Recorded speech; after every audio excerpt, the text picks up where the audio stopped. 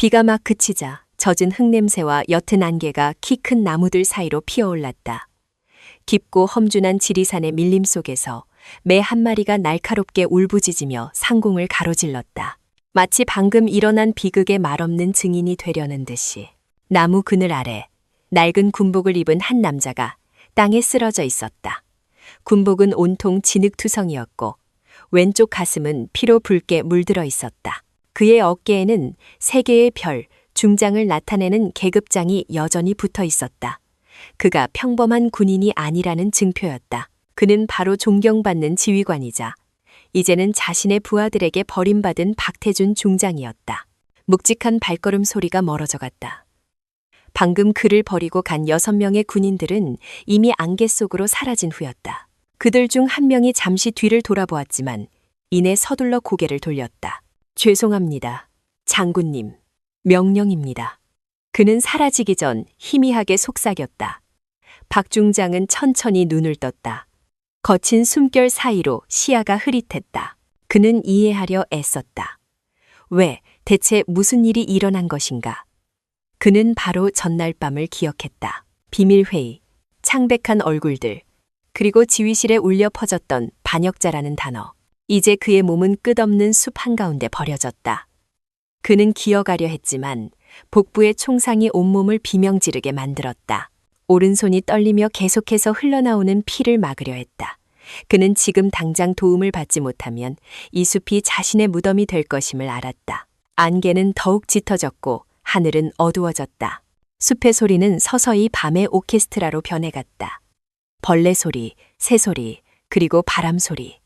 그때 덤불 뒤에서 나뭇가지가 부러지는 소리가 들렸다. 박 중장은 고개를 돌려 반사적으로 텅 빈 권총을 움켜쥐었다. 숨이 돋섰다. 나타난 것은 적도, 군인도, 맹수도 아니었다. 진흙투성이 얼굴을 한 깡마른 어린 사내아이였다. 나이는 10살을 넘지 않아 보였다. 아이의 손에는 나무 창이 들려 있었고 어깨에는 캣덩굴로 엮은 가방이 걸려 있었다. 아이는 걸음을 멈추고 호기심과 약간의 두려움이 섞인 커다란 눈으로 박 중장을 바라보았다. 아저씨, 다쳤어요? 아이의 목소리는 작았지만 숲의 소음 속에서도 또렷하게 들렸다. 박 중장은 그저 아이를 쳐다볼 뿐 대답할 힘이 없었다. 아이는 천천히 다가와 장군의 몸 옆에 쪼그려 앉았다. 가방에서 무언가를 꺼냈다. 약초, 잎, 천조각, 그리고 작은 조롱박에 담긴 계곡물이었다. 잠들면 안 돼요, 아저씨. 아이가 나지막이 말했다. 여기서 잠들면 산이 잡아먹어요. 박 중장은 그 말이 무슨 뜻인지 몰랐지만 희미해져가는 의식 속에서 그 작은 손길이 따뜻하고 가볍고 자신을 구원하고 있음을 느꼈다. 어둠이 그의 시야를 삼키기 전 그는 아이에게서 마지막 한마디를 들을 수 있었다. 내 이름은 소리예요. 난 여기서 이 산에서 살아요. 박 중장이 다시 눈을 떴을 때 세상은 낯설었다. 대나무로 엮은 천장, 밖에서 들려오는 물방울 소리, 그리고 코를 가득 채우는 장작 연기 냄새. 그는 더 이상 진흙 바닥에 있지 않았다. 몸은 마른 나뭇잎으로 만든 자리에 뉘어 있었고 배는 마른 피로 뻣뻣해진 흰 천으로 감겨 있었다. 누군가가 그를 구해준 것이었다. 작은 발소리가 밖에서 들려왔다. 곧이어 그 사내아이의 모습이 나타났다. 소리였다. 아이의 손에는 나무 그릇에 담긴 녹색 빛깔의 약초 달인물이 들려 있었다. 아저씨, 깨어났네요. 아이가 명랑하게 말했다. 그릇을 박 중장의 머리맡에 놓으며 말을 이었다. 다행이다. 산의 정령에게 끌려간 줄 알았어요. 박 중장은 말없이 아이를 바라보았다. 묻고 싶은 것이 많았다. 여기가 어디인지, 이 아이는 누구인지, 자신이 얼마나 오래 정신을 잃었는지. 하지만 목이 바싹 마르고 무거워져 갈라진 소리만 나올 뿐이었다. 여기에 얼마나 있었지? 솔은 잠시 생각하더니 작은 손가락으로 셈을 했다. 사흘 동안 내가 지켰어요. 아저씨가 가끔은 열이 나고 가끔은 떨었어요. 총알 독바지라고 산약초 물을 계속 드렸어요. 총알. 박 중장은 자신의 배에 있는 상처를 내려다보았다. 질긴 식물 섬유로 꿰맨 조악한 봉합 자국이 보였다. 누가? 내가요. 솔이 마치 아무것도 아니라는 듯 재빨리 대답했다. 아빠가 강에서 사라지기 전에 가르쳐줬어요. 난 올무에 걸린 사슴이나 새를 자주 고쳐줬어요.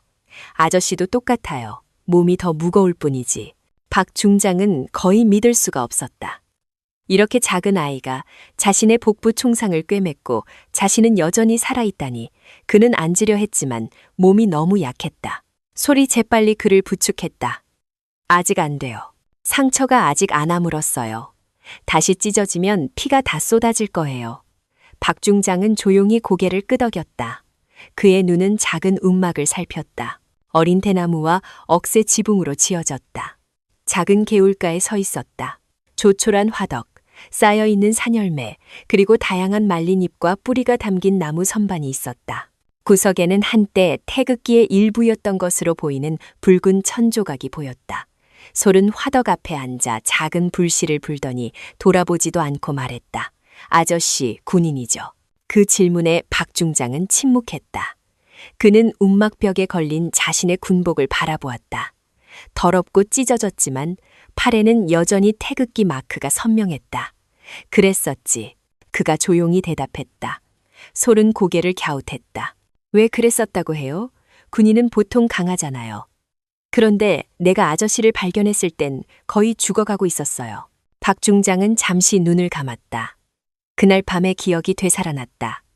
총성, 한때 믿었던 동료들의 얼굴, 그리고 그 어떤 총알보다 더 깊이 박혔던 명령. 때로는 그가 나지막이 말했다. 총을 쏘는 게 적이 아니라 우리가 지키던 사람이기 때문이지. 솔은 그 말을 완전히 이해하지는 못했지만 그 문장이 무겁다는 것은 알았다. 아이는 그저 순수한 얼굴로 박 중장을 바라보며 말했다. 그럼 나을 때까지 여기서 지내요. 이 숲에서는 아무도 누구에게 총을 쏘지 않아요. 박 중장은 옅은 미소를 지었다. 아주 오랜만에 짓는 첫 미소였다. 마음속으로 그는 이 작은 아이가 자신의 목숨 이상을 구했다는 것을 알았다. 아이는 인간에 대한 박 중장의 믿음을 구원했다. 밤이 숲에 천천히 내려앉았고 피부를 애는 습하고 차가운 공기를 몰고 왔다. 대나무 움막 밖에서는 비가 다시 부슬부슬 내리기 시작하며 커다란 나뭇잎들을 부드러운 리듬으로 두드렸다. 안에서는 작은 불이 흙 화덕에서 타오르고 있었다. 불빛이 박 중장과 솔의 얼굴 위에서 춤을 췄다. 솔은 나무 그릇에 약초잎을 넣고 빻느라 분주했다. 이건 가려울 때 바르는 거예요, 아저씨. 상처가 아물기 시작하면 간지러울 거예요. 아이가 돌아보지도 않고 말했다. 박 중장은 여전히 가시지 않는 경이로운 감정으로 아이를 바라보았다. 이 아이는 숲 한가운데서 홀로 살아가지만 그가 훈련시켰던 많은 군인들보다 더 강인해 보였다. 여기서 혼자 지낸 지 얼마나 됐니? 박 중장이 조용히 물었다. 솔은 잠시 동작을 멈췄다. 한 이태쯤? 아이가 짧게 대답했다. 전에는 아빠랑 같이 살았어요. 아빠는 10만이었는데 어느 날 큰 강에 떠내려가는 배를 쫓아가셨어요. 그때 물살이 아주 거셌어요. 솔은 고개를 숙였다. 목소리가 가늘어졌다. 아빠는 돌아오지 않았어요. 잠시 침묵이 흘렀다. 오직 빗소리와 불이 타닥거리는 소리뿐이었다. 박 중장은 눈을 감았다. 그는 상실의 고통을 알았다. 가장 믿었던 사람에게 버림받는다는 것이 어떤 의미인지 알았다. 하지만 그를 감동시킨 것은 이 아이가 슬픔에 무너지지 않고 오히려 버텨내고 살아가며 눈앞에서 거의 죽어가던 낯선 이에게 미소 짓는 모습이었다. 그럼 이 모든 걸 네가 지은 거니? 박 중장이 주위를 둘러보며 물었다. 솔은 고개를 끄덕였다. 움막은 옛날에 아빠가 지었지만 지금은 내가 돌봐요. 가끔 장마가 심하면 나무가 많이 쓰러져서 자리를 옮기기도 해요. 그럼 먹을 것은 숲에서 구하고 솔은 고구마, 산열매, 그리고 말린 물고기가 쌓여있는 구석을 가리켰다. 난 뭐가 먹을 수 있는 건지, 뭐가 사람을 죽이는 건지 알아요. 산은 우리가 예의를 지키면 언제나 먹을 것을 내어줘요. 박 중장은 희미하게 미소 지었다. 그 말은 단순했지만 깊이가 있었고 세상의 많은 어른들의 말보다 더 지혜로웠다. 소리 약초가 담긴 그릇을 들고 다가왔다. 그는 박 중장의 배에 감긴 붕대를 풀고 천천히 약초를 바르기 시작했다. 씁쓸하고 따뜻한 냄새가 퍼졌다. 아프면 그냥 참아요. 아이가 말했다. 아빠가 상처는 스승님 같다고 했어요. 우리가 참아내면 그게 우리를 강하게 가르쳐 줄 거라고. 박 중장은 침묵하다가 작게 웃었다. 아버님은 분명 훌륭한 분이셨을 거야. 솔은 박 중장을 보며 미소 지었다. 네. 하지만 아저씨도 대단해요. 내가 발견했을 때 죽지 않았잖아요. 보통 그렇게 다친 사람은 아침이 오기 전에 이미 차가워져요. 그 순수한 말이 박 중장을 할 말을 잃게 만들었다. 그는 화덕의 작은 불을 바라보며 아주 오랜만에 처음으로 평화로움을 느꼈다. 그러나 저 바깥, 안개와 비 너머에서 무언가 움직이고 있었다. 동물의 소리가 아닌 묵직하고 희미한 발걸음 소리. 그리고 멀리서 나무들 사이로 금속성의 빛이 순간적으로 번쩍였다. 박 중장은 몸을 굳혔다. 그의 군사적 본능이 즉시 되살아났다. 그는 그 소리를 알았다. 그는 그 빛의 형태를 알았다. 무장한 누군가가 밖에 있었고 그들은 무언가 혹은 누군가를 찾고 있었다. 박 중장은 눈을 감고 속삭였다. 소라, 불 꺼. 화덕의 작은 불은 재빨리 꺼졌고 옅은 연기만이 공중에서 맴돌았다. 움막은 어둠에 잠겼다. 억새 지붕 틈새를 뚫고 들어오는 희미한 달빛만이 공간을 비출 뿐이었다. 빗소리는 여전히 들려왔지만 그 소리 사이로 박 중장은 다른 것을 들었다. 무겁고 규칙적이며 신중한 발걸음 소리. 그건 짐승이 아니었다. 무장한 인간이었다. 솔은 혼란스러운 얼굴로 박 중장을 바라보았지만 묻지 않고 명령에 따랐다. 그는 작은 화덕을 치우고 젖은 천으로 덮어 남은 불씨가 없게 했다. 무슨 일이에요, 아저씨? 그가 속삭였다. 조용히, 소리 내지 마. 박 중장이 나지막이 대답했다. 수십 년간 훈련된 그의 귀는 날카로웠다. 그는 6, 어쩌면 7개의 다른 발걸음 소리를 들을 수 있었다. 금속이 서로 스치는 소리, 수색대군. 그가 중얼거렸다. 나를 찾고 있어. 솔은 침을 삼켰다. 아저씨 친구들이에요? 박 중장은 그를 바라보며 조용히 고개를 저었다. 아니, 내가 없기를 바라는 사람들이다. 아이는 두려워하지 않았지만 몸을 사렸다. 그는 작은 창을 들고 대나무 벽 가까이에 엎드려 틈새로 밖을 엿보았다. 어둠 속에서 손전등과 총을 든 검은 그림자들이 나무 사이를 천천히 움직이는 것이 보였다. 아저씨. 많아요. 그가 떨리는 목소리로 속삭였다. 박 중장은 자신이 싸우기에는 심지어 제대로 서 있기도 힘들 만큼 아직 기력이 없다는 것을 알았다. 하지만 그들이 이 움막을 발견하면 솔도 위험에 처할 것이었다. 그는 침묵 속에서 아이를 바라보다가 나지막이 말했다. 소라, 내 말 잘 들어. 만약 그들이 여기까지 오면 넌 도망쳐야 해. 넌 이 산을 잘 알잖아. 해가 뜨기 전에는 절대 돌아오지 마. 솔은 재빨리 고개를 저었다. 아저씨를 두고 가기 싫어요. 명령이다. 박 중장의 목소리는 갑자기 그가 최전선에서 부대를 지휘할 때처럼 단호해졌다. 하지만 이내 목소리가 부드러워졌다. 내가 쓰러지더라도 우리 중 한 명은 살아야지. 이 산은 나보다 너를 더 잘하니까. 솔의 눈이 희미한 달빛 속에서 반짝였다. 그는 입술을 깨물고 천천히 고개를 끄덕였다. 밖에서 거친 목소리가 들렸다. 핏자국이 강 쪽으로 향한다. 저 움막을 확인해. 박 중장은 숨을 참았다. 그들은 아주 가까이 와 있었다. 발걸음 소리는 더욱 선명해졌다. 손전등 불빛이 대나무 벽 사이를 훑었다. 몇 초 안에 그들은 안에 사람이 있다는 것을 알게 될 것이었다. 박 중장은 주위를 둘러보며 무기가 될 만한 것을 찾았다. 뭐든지. 솔이 재빨리 생각하여 움막 구석에서 마른 나뭇잎 한 줌을 집어 움막 뒤편으로 던졌다. 몇 초 후 반대쪽 방향에서 나뭇가지가 부러지는 우지끈 소리가 났다. 적이다. 군인 중 한 명이 소리쳤고 그들의 발걸음 소리는 숲의 다른 쪽으로 옮겨갔다. 박 중장은 경탄하며 솔을 바라보았다. 아이는 작게 미소 지었다. 아빠가 숨을 때는 다른 곳에 소리를 내서 꿰어내라고 가르쳐줬어요. 아주 훌륭하구나. 박 중장이 안도하며 중얼거렸다. 하지만 그는 이것이 시간을 버는 것일 뿐이라는 것을 알았다. 수색대는 분명히 돌아올 것이었다. 그는 긴 숨을 내쉬고 배의 상처를 내려다본 후 속삭였다. 오늘 밤 당장 떠나야겠다. 솔은 잠시 침묵하며 여전히 내리는 비를 바라보았다. 어디로요? 박 중장은 대나무로 만든 작은 창문 밖으로. 더 어둡고 더 깊으며 미스터리로 가득한 북쪽 숲을 바라보았다. 그들이 감히 들어오지 못하는 곳으로. 그가 대답했다. 솔은 창을 꽉 쥐었다. 금역지 미우로요? 박 중장이 그를 바라보았다. 그곳을 아니? 아이는 조용히 고개를 끄덕였다. 아빠가 옛날에 말해줬어요. 그곳은 짐승뿐만 아니라 오랜 영혼들이 지키고 있다고. 박 중장은 옅게 미소 지었다. 그것이 그들을 두렵게 한다면 아마도 그곳이 우리가 살 수 있는 곳일 거다. 그리고 그날 밤, 그치지 않는 비 아래 부상당한 장군과 한 어린아이는 대나무 움막을 떠나 금단의 숲, 병사들조차 발을 들여놓기를 꺼리는 어둠 속으로 향했다. 비는 그들이 걷기 시작했을 때도 그치지 않았다. 하늘은 결코 열리지 않을 잿빛 커튼 같았고 먼 계곡 사이로 천둥 소리가 울려 퍼졌다. 솔은 앞장서서 걸었다. 땅이 미끄럽고 어두웠음에도 그의 발걸음은 날렵했다. 박 중장은 뒤따르며 몸이 휘청일 때마다 나무줄기를 붙잡았다.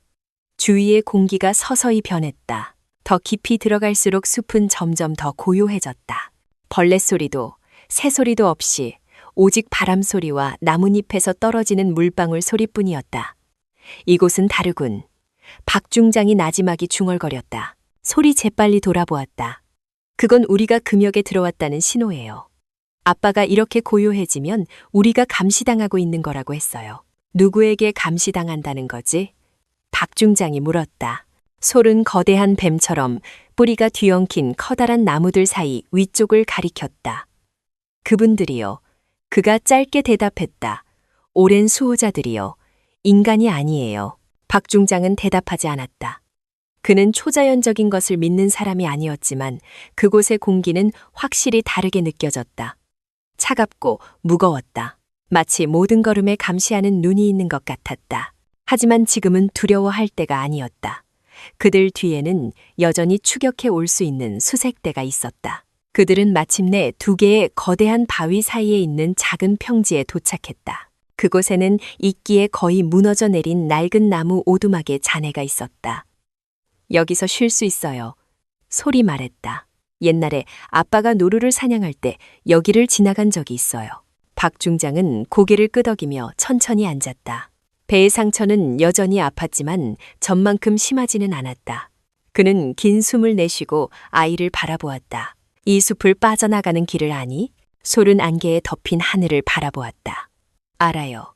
하지만 동쪽으로 나가려면 검은 닻을 지나야 하고 서쪽으로 나가려면 물살이 센 강을 건너야 해요.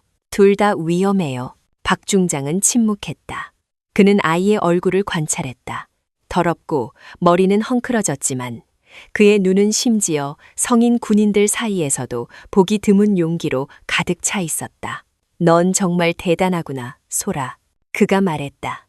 넌 어리지만 마음은 크구나. 솔은 살짝 미소 지으며 땅을 내려다보았다. 아빠가 그랬어요. 두려우면 이 땅이 인간보다 더 오래되었다는 걸 기억하라고. 그러니 거만하게 굴지도 말고 도망치지도 말라고요. 박 중장은 작게 웃다가 갑자기 무언가를 발견했다. 젖은 땅에 찍힌 군화 자국, 낡은 오두막에서 멀지 않은 곳이었다. 그는 즉시 솔을 바라보았다. 아버지가 마지막으로 여기에 온 게 얼마나 오래전이라고 했지. 솔이 의아해하며 바라보았다. 이태도 더 됐어요. 왜요, 아저씨? 박 중장이 땅을 가리켰다. 이 발자국은 생긴 지 2시간도 안 된 것 같다.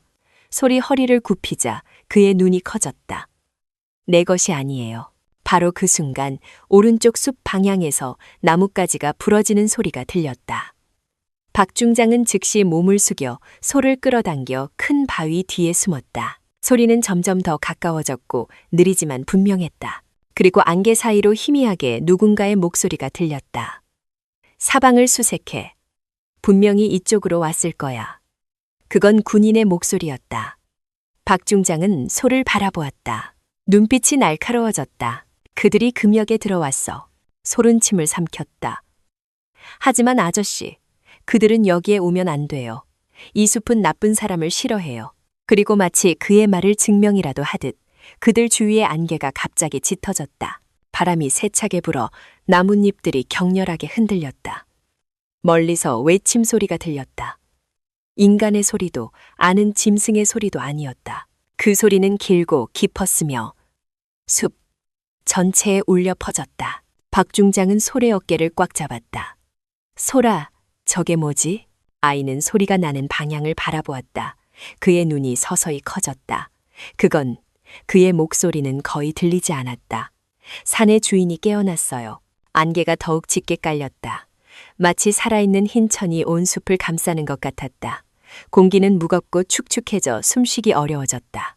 빗소리는 어느새 사라져버렸다. 남은 것은 바람의 속삭임과 박중장의 귀에 격렬하게 울리는 심장 소리뿐이었다. 멀리서 그 괴성이 다시 들려왔다. 이번에는 땅의 미세한 진동이 동반되었다. 솔은 박중장 옆에 쪼그려 앉았다. 얼굴이 굳어 있었다. 아저씨, 소리 내면 안 돼요. 그가 속삭였다. 산의 주인은 낯선 사람을 싫어해요. 박중장은 믿을 수 없다는 표정으로 그를 바라보았다. 소라, 내 말 들어. 그건 아마 그냥 큰 짐승일 거야. 우리는 이성적으로 생각해야 해. 하지만 그의 말은 땅이 그들 앞에서 부드럽게 흔들리면서 중단되었다. 나뭇잎들이 위에서 떨어졌고 안개 뒤에서 거대하고 느리게 움직이는 무언가가 나타났다. 그 실루엣은 희미했지만 인간의 형상을 닮았으나 훨씬 컸다. 피부는 어둡고 이끼가 낀 듯했으며 눈은 희미한 녹색 빛으로 빛나고 있었다. 박중장은 숨을 참았다. 군인으로서의 본능은 도망치라고 소리쳤지만 그의 몸은 얼어붙었다. 그 형체는 그들 앞에서 몇 미터 떨어진 곳에 멈춰서서 공기 냄새를 맡았다. 가슴에서는 돌이 서로 긁히는 듯한 거칠고 무거운 소리가 흘러나왔다. 솔은 고개를 깊이 숙이며 거의 들리지 않게 속삭였다. 눈을 마주치면 안 돼요. 그게 예의예요. 박중장은 아이를 따라 고개를 숙였다. 그는 주위의 기온이 급격히 떨어지는 것을 느꼈다. 마치 산 정상의 밤처럼 차가웠다. 그 형체는 오랫동안 서 있다가 천천히 다른 방향으로 고개를 돌렸다. 아직 숲을 수색하고 있는 군인들의 목소리가 들려오는 방향이었다. 흔적이 이쪽이다. 멀리서 누군가 소리쳤다. 그 형체는 낮은 소리를 내더니 안개 속으로 사라졌다. 무장한 인간들의 소리가 나는 쪽으로. 몇 초 후 짧고 날카로운 비명이 들리더니 이내 모든 것이 고요해졌다. 더 이상 발걸음 소리도 무기 소리도 없었다. 모든 것을 삼켜버린 정적만이 남았다. 솔이 마침내 고개를 들었다. 그들은 끌려갔어요. 그가 담담하게 말했다. 박중장은 여전히 창백한 얼굴로 그를 바라보았다. 끌려갔다니 무슨 뜻이지? 주인은 자신의 영역에서 피를 보는 걸 싫어해요. 아빠가 그랬어요. 나쁜 의도를 가지고 들어온 사람은 누구든 절대 나갈 수 없다고. 솔이 일어서서 깊은 눈빛으로 안개를 바라보았다. 이 산은 살아있어요, 아저씨. 누가 살리러 왔고 누가 죽이러 왔는지 알아요. 박중장은 방금 일어난 일을 여전히 받아들이기 어려웠다. 하지만 왠지 모르게 그의 본능은 이 아이를 믿었다.